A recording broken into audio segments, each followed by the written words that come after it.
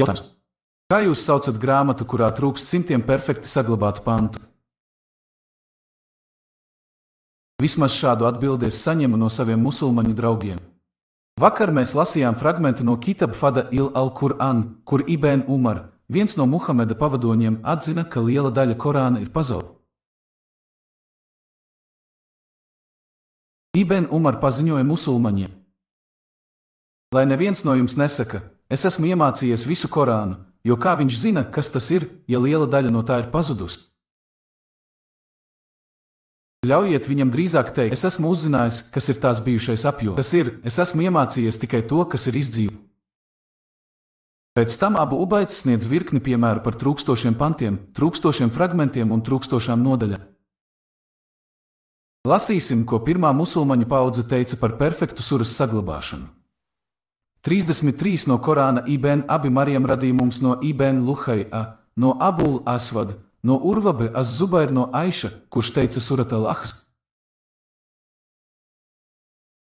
33 sura pravieša laikā tika skaitīta ar 200 pantiem, bet, kad Utmans uzrakstīja kodeksus, viņš nevarēja sagādāt to vairāk nekā tajā ir šodien.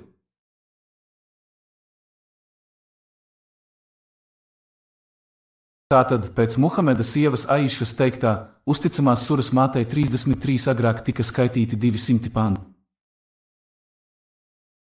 Bet, kad kalifs Utmans nolēma izplatīt dažas rakstiskas Korāna kopijas, musulmaņi varēja atrast tikai to, kas šodien atrodams šajā nodaļā.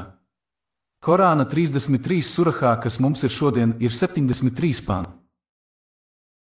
Ja 33 surahā sākotnēji bija 200 panti, bet mūsdienu Korānā tajā ir tikai 73 panti, cik pantu trūkst no sūras 33?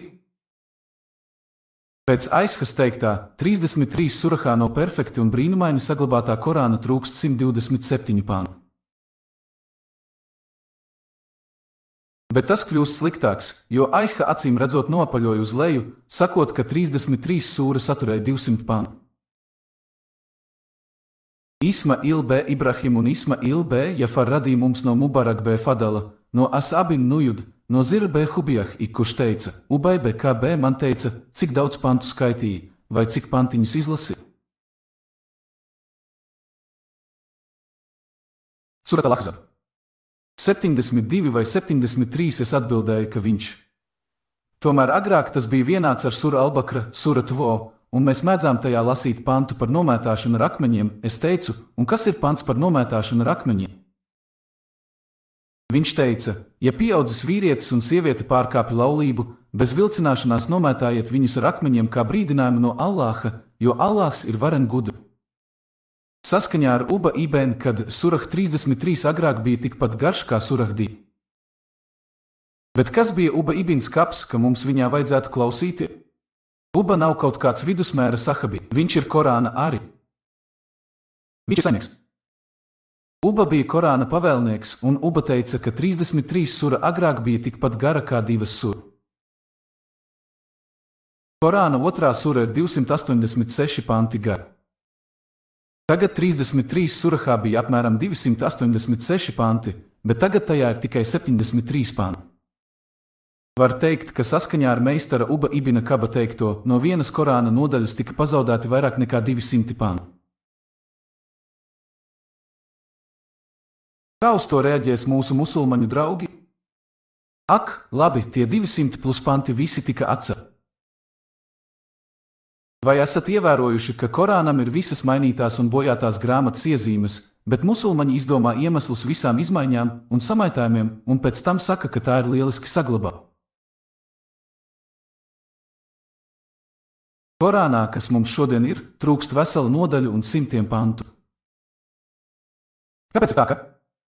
Ak, jo trūkstošās nodaļas un panti tika atcelti.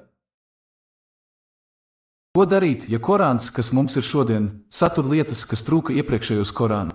Piemēram, Muhameda biedra Ibna Masuda Korānā bija tikai 111 nodaļu. Viņš teica, ka 3 nodaļas, kas ir mūsdienu Korānā, tur nav paredzēta. Tātad, kas notiek, kad lietas tiek pievienotas? Ak, tas, kurš izlaida kaut ko, kas ir šodienas Korānā, vienkārši kļūdījās. Ibns Masuds kļūdījās. Nu, ja mēs noliktu 2 mūsdienu Korānus blakus un redzētu, ka ir dažādi arābu vārdi ar atšķirīgu arābu nozīmi. Ak, tas ir tāpēc, ka Korāns tika atklāts daudzos dažādos veidos, taču šie dažādie lasījumi papildina viens otru. Visas dažādās versijas ir no Allaha. Ievērojiet, ko saka musulmaņi. Viņi saka, ka Korānam ir visas grāmatas iezīmes, kas ir mainītas un sabojātas, un tomēr to brīnumaini saglabājas lielais Dievs Allāhs. Bet tas rada acīmredzamu jautājumu. Ja Korāna saglabāšana ir brīnums, bet Korānam ir visas mainītās un sabojātās grāmatas iezīmes, kā mums vajadzētu atpazīt šo brīnumu? Kas te par brīnumu?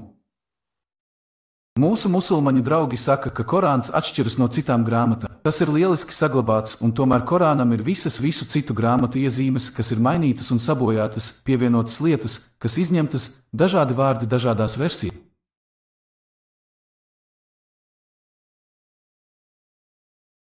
Ja tas ir brīnums, tas ir visu laiku stulbākais brīnums.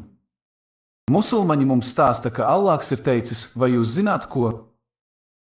Es darīšu brīnumu. Es likšu Korānam izskatīties tieši tā, it kā tas būtu mainīts un bojāts, lai gan tas ir lieliski saglabāts. Musulmaņi apgalvojumi mainīt.